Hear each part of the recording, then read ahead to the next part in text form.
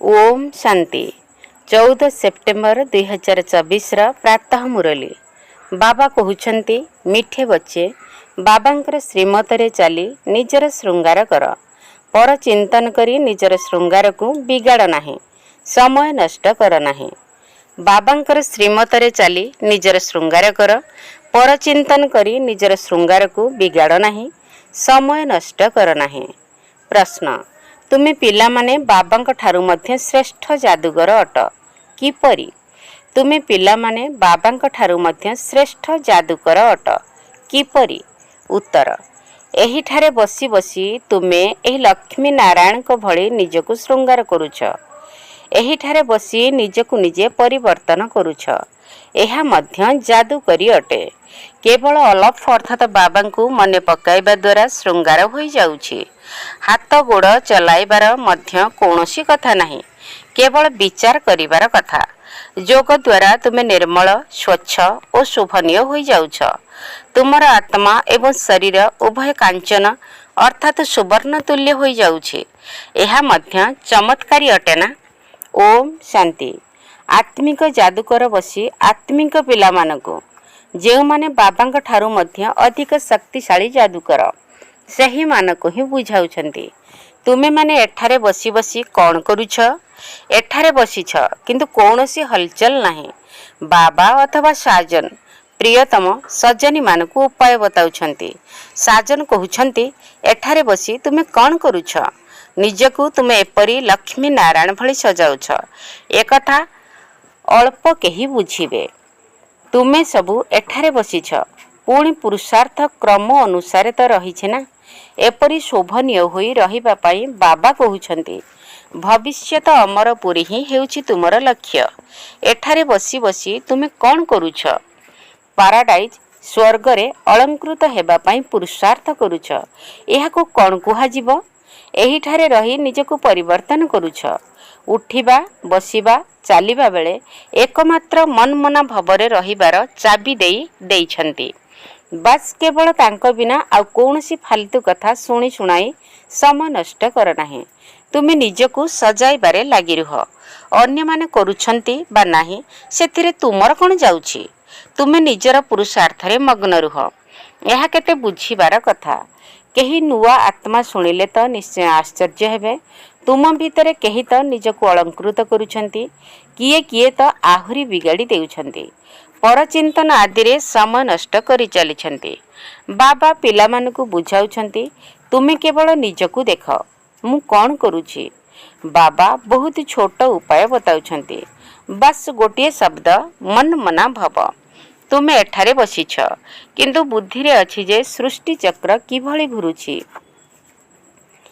एबे पुणी आमे विश्व को श्रृंगार करूछु। तुमे केते पद्मा पदम भाग्यशाली अट।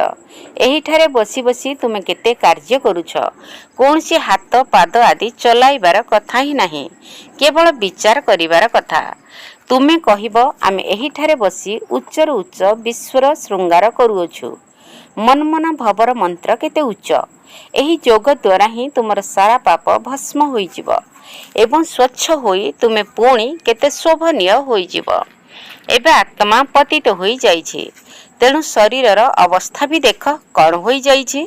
एबे तुमर आत्मा एवं काया कांचन होई जिवो। एहा केते चमत्कारर कथा ना। तेबे एपरी निजकु सजाइबा उचित। दैवी गुण मध्य धारण करिबाकु हेबो। बाबा समस्त को गोटिए मात्र रास्ता बताउछंती। अलफ बे बाबा ओ बादशाही। केवल अलफर कथा बाबा को मने पकाई चल, तेबे तुमर श्रृंगार संपूर्ण रूपे बदली जिवो। बाबांक ठारू मध्य तुमे बड़ जादूकर अट। तुमको उपाय बताउछंती कि एपरी करिले तुमर श्रृंगार होई जिवो। निजको शोषभित न करी तुमे वृथारे निजर क्षति कराउछ। एतिकी तो बुझुछ आमे भक्ति मार्ग रे कौन कौन सबु करूथिलु। तुमे तुमर सारा सौंदर्य नष्ट करी कौन होई जाइछ। एबे गोटिए शब्द रे बाबांक स्मृति रे ही तुमर श्रृंगार हेउछि। बाबा पिला मानकु केते भल भाबरे बुझाई फ्रेश बा सतेज करूछंती। एठारे बसी तुमे कौन करूछ? जोगर यात्रा रे बसीछ। जदि कहार ख्याल अन्य आड़े थिबो तेबे कौन श्रृंगार होई परिबो? तुमे शोभनीय तो होइछ, ତେବେ ପୁଣି ଅନ୍ୟମାନଙ୍କୁ ମଧ୍ୟ ରାସ୍ତା ଦେଖାଇବାକୁ ହେବ। ବାବା ଆସୁଛନ୍ତି ଏହିପରି ଶୃଙ୍ଗାର କରିବା ପାଇଁ। ଶିବ ବାବା ଆପଣଙ୍କର କମାଲ ବା ଚମତ୍କାରିତା। ଆପଣ ଆମକୁ କେତେ ସଜାଉଛନ୍ତି। ଉଠିଲା ବସିଲା ଚାଲିଲା ବେଳେ ମଧ୍ୟ ଆମେ ନିଜକୁ ସଜେଇବା ଉଚିତ। କେହି କେହି ନିଜକୁ ସୁଶୋଭିତ କରି ଅନ୍ୟମାନଙ୍କୁ ମଧ୍ୟ ସୁଶୋଭିତ କରିଥାନ୍ତି। କେହି କେହି ତ ନିଜକୁ ନ ସଜାଡ଼ି ଅନ୍ୟର ସୌନ୍ଦର୍ଯ୍ୟ ମଧ୍ୟ ବିଗାଡ଼ି ଚାଲିଥାନ୍ତି। ଫାଲତୁ କଥା ଶୁଣାଇ ଶୁଣାଇ ତାଙ୍କର ଅବସ୍ଥାକୁ ମଧ୍ୟ ତଳକୁ ଖସାଇ ଦିଅନ୍ତି। ନିଜେ ମଧ୍ୟ ଅଳଙ୍କୃତ ହେବାରୁ ବଞ୍ଚିତ ରୁହନ୍ତି। ଅନ୍ୟମାନଙ୍କୁ ମଧ୍ୟ ବଞ୍ଚିତ କରାନ୍ତି। ତେବେ ଭଲ ଭାବରେ ବିଚାର କରିବାକୁ ହେବ। ବାବା କିପରି କିପରି କୌଶଳ ବତାଉଛନ୍ତି। ଭକ୍ତି ମାର୍ଗର ଶାସ୍ତ୍ର ପଢ଼ିଲେ ଏହି କୌଶଳ ଆସିନଥାଏ। ଶାସ୍ତ୍ର ତ ଭକ୍ତି ମାର୍ଗର ଅଟେ। ତୁମକୁ କହୁଛନ୍ତି ତୁମେ କାହିଁକି ଶାସ୍ତ୍ରକୁ ମାନୁନାହଁ। ତୁମେ କୁହ ଆମେ ତ ସବୁ କିଛି ମାନୁଛୁ। ଅଧା କଳ୍ପ ହେବ ଭକ୍ତି ମଧ୍ୟ କରିଛୁ। ଶାସ୍ତ୍ର ପଢ଼ୁଛୁ। ତେବେ କିଏ କାହିଁକି ନ ମାନିବ। ରାତି ଏବଂ ଦିନ ହୁଏ। ତେଣୁ ଉଭୟକୁ ନିଶ୍ଚିତ ମାନିବାକୁ ପଡ଼ିବ ନା। ଏହା ହେଉଛି ବେହଦର ଦିନ ଏବଂ ରାତି। ବାବା କହୁଛନ୍ତି ମଧୁର ସନ୍ତାନମାନେ ତୁମେ ନିଜକୁ ସୁଶୋଭିତ କର। ସମୟ ନଷ୍ଟ କର ନାହିଁ। ସମୟ ବହୁତ କମ୍। ତୁମର ବହୁତ ବିଶାଳ ବୁଦ୍ଧି ହେବା ଦରକାର। ପରସ୍ପର ଭିତରେ ବହୁତ ସ୍ନେହ ମଧ୍ୟ ରହିବା ଦରକାର। ସମୟ ନଷ୍ଟ କରିବା ଅନୁଚିତ। କାରଣ ତୁମର ସମୟ ବହୁତ ମୂଲ୍ୟବାନ ଅଟେ। ତୁମେ କଉଡ଼ିରୁ ହୀରା ଭଳି ହେଉଛ। ମାଗଣାରେ କ'ଣ ଏତେ କଥା ଶୁଣୁଛ। ଏଥିରେ କ'ଣ କିଛି କାହାଣୀ ଅଛି କି। ବାବା ଗୋଟିଏ ଅକ୍ଷର ଶୁଣାଉଛନ୍ତି। ବଡ଼ ବଡ଼ ମଣିଷମାନେ କ'ଣ ଅଧିକ କଥା କହିଥାନ୍ତି। ବାବା ତ ଗୋଟିଏ ସେକେଣ୍ଡରେ ଜୀବନ ମୁକ୍ତିର ରାସ୍ତା ବତାଉଛନ୍ତି। ଇଏ ହେଲେ ଶ୍ରେଷ୍ଠ ଅଳଙ୍କାରୀ। ତେଣୁ ତ ତାଙ୍କର ହିଁ ଚିତ୍ର ରହିଛି। ଯାହାଙ୍କର ବହୁତ ପୂଜା କରି ଚାଲିଛନ୍ତି। ଯେତେ ବଡ଼ ଲୋକ ସେତେ ବଡ଼ ମନ୍ଦିର ତିଆରି କରିବେ। ଭଲ ଭାବରେ ସଜେଇବେ। ଆଗେ ତ ଦେବତାମାନଙ୍କ ମୂର୍ତ୍ତିକୁ ହୀରାର ହାର ପିନ୍ଧାଉଥିଲେ। ବାବାଙ୍କର ତ ଅନୁଭବ ଅଛି ନା। ବାବା ନିଜେ ଲକ୍ଷ୍ମୀ ନାରାୟଣଙ୍କ ପାଇଁ ହୀରାର ହାର ତିଆରି କରିଥିଲେ। ବାସ୍ତବରେ ତାଙ୍କର ଯେପରି ବେଶ ପୋଷାକ ଏଠାରେ କେହି ବି ତିଆରି କରିପାରିବେ ନାହିଁ। ଏବେ ତୁମେ ପୁରୁଷାର୍ଥର କ୍ରମ ଅନୁସାରେ ତିଆରି କରୁଛ। ତେଣୁ ବାବା ବୁଝାଉଛନ୍ତି ହେ ସନ୍ତାନଗଣ, ସମୟ ନଷ୍ଟ ନା ନିଜର କର ନା ଅନ୍ୟର କର। ବାବା ଉପାୟ ବହୁତ ସହଜ ବତାଉଛନ୍ତି। ମୋତେ ମନେ ପକାଇଲେ ପାପ ନଷ୍ଟ ହୋଇଯିବ। ଯୋଗ ବିନା ଏତେ ଶୃଙ୍ଗାର ହୋଇପାରିବ ନାହିଁ। ତୁମେ ଏହିପରି ହେବାକୁ ଯାଉଛ ନା। ଦୈବୀ ସ୍ୱଭାବ ଧାରଣ କରିବାକୁ ହେବ। ଏଥିରେ କିଛି କହିବାର ମଧ୍ୟ ଆବଶ୍ୟକତା ନାହିଁ। କିନ୍ତୁ ବୁଦ୍ଧି ପଥର ହୋଇଯିବା କାରଣରୁ ସବୁ କିଛି ବୁଝାଇବାକୁ ପଡ଼ୁଛି। ବାସ୍ତବରେ ଏହା ଏକ ସେକେଣ୍ଡର କଥା। ବାବା କହୁଛନ୍ତି ମିଠା ମିଠା ସନ୍ତାନମାନେ ତୁମେ ନିଜର ବାବାଙ୍କୁ ଭୁଲି ସୌନ୍ଦର୍ଯ୍ୟକୁ କେତେ ବିଗାଡ଼ି ଦେଇଛ। ବାବା ତ କହୁଛନ୍ତି ଚାଲିଲା ବୁଲିଲା ବେଳେ ମଧ୍ୟ ନିଜକୁ ସଜାଉଥାଅ। କିନ୍ତୁ ମାୟା ବି କମ୍ ନୁହେଁ। କେହି କେହି ଲେଖୁଛନ୍ତି ବାବା ଆପଣଙ୍କ ମାୟା ମୋତେ ବହୁତ ହଇରାଣ କରୁଛି। ଆରେ ମୋର ମାୟା କେଉଁଠି ଅଛି। ଇଏ ତ ଖେଳ ନା। ମୁଁ ତ ତୁମକୁ ମାୟା କବଳରୁ ମୁକ୍ତ କରିବାକୁ ଆସିଛି। ମୋର ମାୟା ପୁଣି କେଉଁଠାରୁ ଆସିଲା। ବର୍ତ୍ତମାନ ସମୟରେ ତାହାର ପୁରା ରାଜ୍ୟ ଚାଲିଛି। ଯେପରି ଏହି ରାତି ଓ ଦିନରେ କିଛି ଫରକ ହୋଇପାରିବ ନାହିଁ, ସେହିପରି ଏହା ପୁଣି ବେହଦର ରାତି ଓ ଦିନ। ଏଥିରେ ମଧ୍ୟ ଏକ ସେକେଣ୍ଡର ବି ଅନ୍ତର ହୋଇପାରିବ ନାହିଁ। ଏବେ ତୁମେ ପିଲାମାନେ ପୁରୁଷାର୍ଥର କ୍ରମ ଅନୁସାରେ ଏପରି ସଜେଇ ହେଉଛ।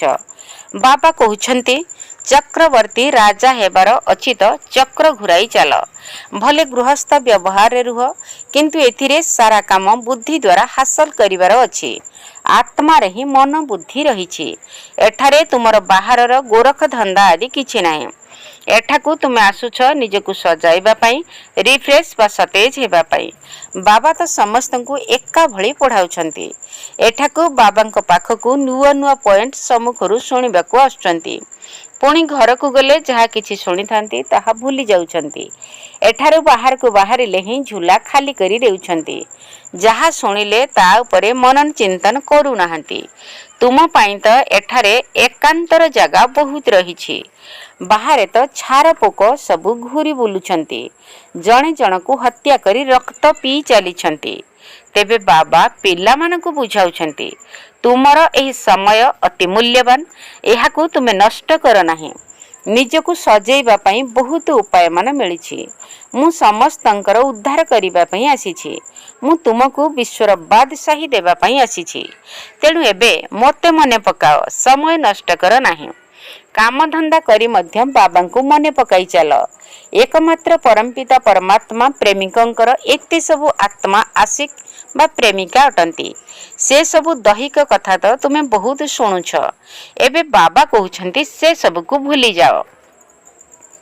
भक्ति मार्ग रे तुमे मोते मने पकाई आसिल, प्रतिज्ञा मध्य करिल आमे आपणकर ही हेबु। तेबे अनेक प्रेमिका मानकर प्रेमिक केवल जणे। भक्ति मार्ग रे कुहंती ब्रह्मरे लीन होई जिवो। ए सब हेला फालतू कथा। जणे भी मनुष्य मोक्ष प्राप्त करि परिबो नाही। एही ड्रामा तो अनादि एते सब अभिनेता रहिछंती, एथिरे टिकिए हेले भी फरक होई परिबो नाही। बाबा कहउछंती केवल एक परमात्मा को मने पकाओ, तेबे तुमर श्रृंगार होई जिवो। एबे तुमे एही परी हेउछ। स्मृति रे आसुछि अनेक थर आमे एही परी सजेई होइछु। कल्प कल्प बाबा आपण आसीबे, आमे आपणक ठारू ही शुणिबु। ए सब केते गुह्य गुह्य पॉइंट। बाबा तो उपाय बहुत सुंदर सुंदर बताउछंती। एपरी बाबांक पाखरे समर्पित होई जिवु। प्रेमिक प्रेमिका मध्य समस्ते एकापरी होई नथांती। ये तो सबु आत्मांकर जणे ही प्रियतम। एहा कोनसी दैहिक कथा नुहे, किंतु तुमको संगम जुगरे ही बाबांक ठारू एही जुक्ति मिलुछि। केउठाक भी तुमे जाओ, खाओ, पियो, बुलो, चाकरी कर, किंतु निजको सजेई चल। आत्मा माने सबु जणे प्रियतमंकर प्रियतमा अटंती। बस केवल तांको ही मने पकाई चल। केही केही संतान कहउछंती आमे तो 24 घंटा मने पकाउछु, किंतु सारा समय तो केही मने पकाई परिबे नाही। अति बेसी रे 2.5 घंटा पर्यंत मने पकाई परिबे। जदि अधिक समय लेखिले बाबा मानिबे नाही। जदि अन्य मानकु मने पकाई देउ नाह, तेबे केमिति बुझी जीवो? जदि अन्य मानकु मने पकाई देउ नाह, तेबे केमिति बुझा जीवो जे तुमे मने पकाउछो बोली? एहा कण किछि कठिन कथा कि? एथिरे कण किछि खर्च अछि? किछि भी नाही। बस बाबा को मने पकाई चलो, तेबे तुमर पाप कटि जीवो। दैवी गुण मध्य धारण करिबाकू हेबो। पतित माने केबे शांति धाम बा सुख धाम को जाई परिबे नाही। बाबा पिला मानकू कहउछंती निजको आत्मा भाई भाई मने कर। 84 जन्मर पाठ एबे पूरा हेबाकू जाउछि। एही पुराणा शरीर को छाड़ीबाकू हेबो। ड्रामा देख केमिति तैयारी होईछि। तुमे मध्य पुरुषार्थर क्रम अनुसार जानुछ। दुनिया रे तो केही किछि भी बुझु नाहंती। प्रत्येक निजको पचारंतु जे आमे बाबांक श्रीमतरे चालुछु। जदि चालिबु तबे दिव्य गुण रे निजको बहुत भल भाबे सजेई होई परिबु। जणे जनकू ओलटा कथा सुनाई अथवा सुनी निजर शोभा बिगाड़ी देउछंती एवं अन्य मानकर भी बिगाड़ी देउछंती। पिला मानकू तो एही निशा लागी रहिबा उचित जे आमे एपरी शोभनीय केमिति हेबु। बाकी तो जहा सबु किछि अछि ठीक अछि। केवल पेट पाई रुटी आराम रे मिली जाओ। वास्तव रे पेट बेसी खाए नाही। जदियो तुमे सन्यासी अट, किंतु राजयोगी मध्य अट। ना बहुत बेसी ना बहुत कम खाओ। भले खाओ, परंतु बेसी अभ्यास रे न पड़ू। एही कथा जणे अन्य जनकू मने पकाई दियो। शिव बाबा मने अछंती? संपत्ति मने अछि? विश्वर बादशाहीर श्रृंगार मने अछि? विचार कर, बसी बसी तुमर की रोजगार हेउछि? एही रोजगार रे अपार खुशी मिलुछि। केवल जोगर यात्रा रे रुह, आउ किछि कष्ट नाही। भक्ति मार्ग रे मनुष्य माने केते धक्का खाउछंती। एबे बाबा आसीछंती सजेइबा पाई। तेबे निजरा भल भाबरे ख्याल रख, भूली जाओ नाही। किंतु माया भुलाई देउछि। पुणी समय मध्य बहुत नष्ट करुछंती। तुमर तो यह बहुत मूल्यवान समय। पाठ पढ़ारे परिश्रम करी मनुष्य कौन रु कौन होई जाउछंती। बाबा तुम मानकू आउ किछि कष्ट देउनांती। खाली कहउछंती मते मने पकाओ। किछि भी बही आदि पढ़िबार आवश्यकता नाही। बाबा कौन किछि बही धरिथांती कि? बाबा कहउछंती मु आसी एही प्रजापिता ब्रह्मा को द्वारा तुम मानकू पोष्य करूछि। प्रजापिता अछंती ना? तेबे एते औरस जात प्रजा केमिति हेबे? पिला माने पोष्य होइथांती। संपत्ति बा वर्षा बाबांक ठारू मिलुछि। बाबा ब्रह्मांक द्वारा पोष्य रूपे ग्रहण करुछंती, सेथिपाई तांकु माता पिता बोली कुहा जाउछि। एहा मध्य तुमे जानिछ बाबांकर आसीबा पूरा एक्यूरेट बा सठिक, ठीक समय आसुछंती एवं ठीक समय जीवे। दुनियार परिवर्तन तो निश्चित हेबो। एबे बाबा तुम मानकु केते बुद्धि देउछंती, बाबांक मत अनुसार चलिबाकु हेबो। छात्र जहा किछि पढ़ंती ताहा बुद्धि रे चिंतन करंती। तुमे भी एही संस्कार नहीं जाउछ। जेपरि बाबांक ठारे संस्कार रहिछि सेहीपरि तुम आत्मा रे भी एही संस्कार भरुछंती। पुणी जेतेबेले एठाकु आसीबो सेही पाठर पुनरावृत्ति हेबो। पुरुषार्थर क्रम अनुसार आसीबो। निजर हृदय को पचार, निजकु सजाइबा पई केते पुरुषार्थ कल, केउठी समय नष्ट तो करिनाह तो। बाबा सावधान करुछंती, बाहर कथारे आदौ समय नष्ट कर नाही। बाबांकर श्रीमत को मने रख, मनुष्य मतरे चाल नाही। तुमको कौन जना थिला कि आमे पुराणा दुनिया रे अछु? तुमे कौन थिल ताहा बाबा बताउछंती। एही पुराणा दुनिया रे केते अपार दुख रहिछि। एहा मध्य ड्रामा अनुसार पाठ मिलिछि। ड्रामा अनुसार अनेक अनेक विघ्न मध्य पड़ुछि। बाबा बुझाउछंती पिला माने एहा ज्ञान एवं भक्तिर खेल, एहा आश्चर्यजनक ड्रामा। एते छोट आत्मारे सारा अविनाशी पाठ भरी होई जाइछि, जहाकू से अभिनय करि चलिछि। अच्छा, मीठा मीठा सिकिलधे संतान मानक प्रति माता पिता बाप दादांकर मधुर स्नेह संपन्न शुभेच्छा एवं सुप्रभात। आत्मिक पितांकर आत्मिक संतान मानकू नमस्ते। आम आत्मिक संतान मानकर आत्मिक बाप दादांकू नमस्ते नमस्ते नमस्ते एवं सुप्रभात। धारणा पाई मुख्य सार प्रथम पॉइंट, अन्य सब कथा को छाड़ी ए गोटिए लगन रे रहिबाकू हेबो जे मु लक्ष्मी नारायण का भली श्रृंगारधारी किपरि हेबी। अन्य सब कथा को छाड़ी ए गोटिए लगन रे रहिबाकू हेबो जे मु लक्ष्मी नारायण का भली श्रृंगारधारी किपरि हेबी। द्वितीय पॉइंट, निजकू निजे पचारिबाकू हेबो जे मु श्रीमतरे चालिबा सहित मनमन भवर मंत्र द्वारा निजर श्रृंगार को ठीक करूछि। ओलटा सोलटा कथा शुणी बा शुणाई श्रृंगार को बिगाड़ू नाही तो। परस्पर मध्यरे स्नेहपूर्ण संबंध रहिछि। निजर मूल्यवान समय को केउठी नष्ट तो करू नाही। दैवी स्वभाव धारण करिछि। वरदान, व्यर्थ संकल्पर कारण को जानी ताकू समाप्त करुथिबा समाधान स्वरूप आत्मा हुआ। व्यर्थ संकल्पर कारण को जानी ताकू समाप्त करुथिबा समाधान स्वरूप आत्मा हुआ। व्यर्थ संकल्प उत्पन्न हेबार मुख्य रूप से दुईटी कारण रहिछि, अभिमान अपमान। मते कम काहींकी मिलिला, मोर मध्य एही भली पद हेबा दरकार, मते मध्य आगरे रखिबा दरकार। तेबे एथिरे हुए तो निजर अपमान अनुभव करिथांती, नचेत अभिमान रे आसी जांती। नाम प्राप्त करिबारे, सम्मान प्राप्त करिबारे, प्रतिष्ठा प्राप्त करिबारे, सेबारे तथा आगरे रहिबारे अभिमान बा अपमानर अनुभव करिबा ही व्यर्थ संकल्प उत्पन्न हेबार कारण अटे। तेणु एही कारण को जानी तार निवारण करिबा ही समाधान स्वरूप हेबा। स्लोगन, शांतिर शक्ति द्वारा स्वीट होम अर्थात शांति धाम को यात्रा करिबा अति सहज अटे।